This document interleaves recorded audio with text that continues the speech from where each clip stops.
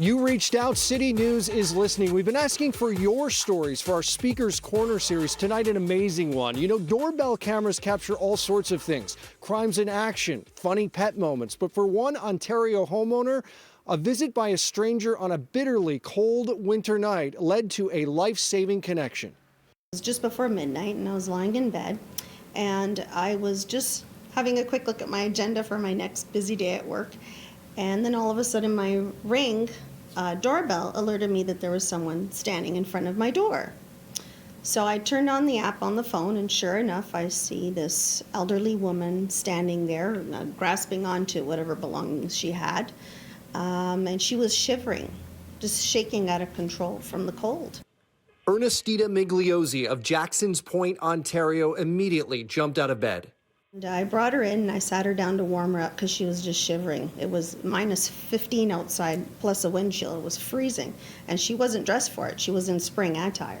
So I sat her down. I just started talking to her a little bit. I made her a tea to warm her up and asked her name and where she was from, and she was obviously very confused. She told me her first name. I asked her, where do you live around here? Are you from? I've never seen her before.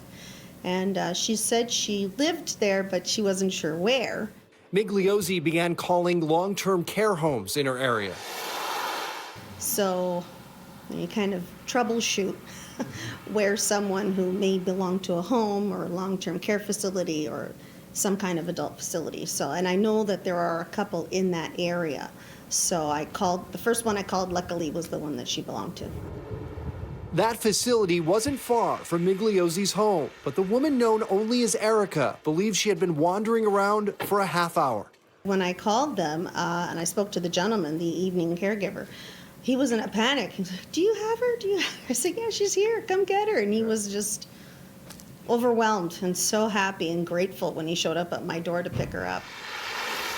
As for how she was able to leave the home, the facility, due to privacy concerns, did not comment.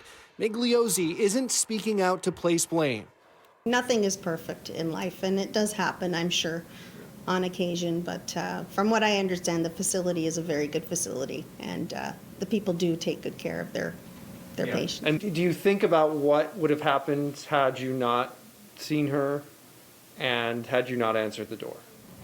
Well, the fact that she told me she had been outside for at least a half an hour at that point, and the temperature and the way she was dressed, the way she was shivering, I don't know how long someone could have stayed outside in that weather, or where she may have wandered off, or where she may have just sat down and you know, it could have been a very fatal evening for her. Have a good night. Thank you for helping me. Bye-bye. When the caregiver came to pick her up, on the way out the door, she kept looking back at me and blowing kisses at me, telling me how much she loved me. And it was so touching. It really was. Thanks, honey. Bye-bye. I love you. And this story does not end here. Ernestina plans to meet her new friend soon when it is safe to do so. If you have an issue, story, or question you'd like us to look into, hit us up, citynews.ca/Speakers Corner. Pat Taney, City News.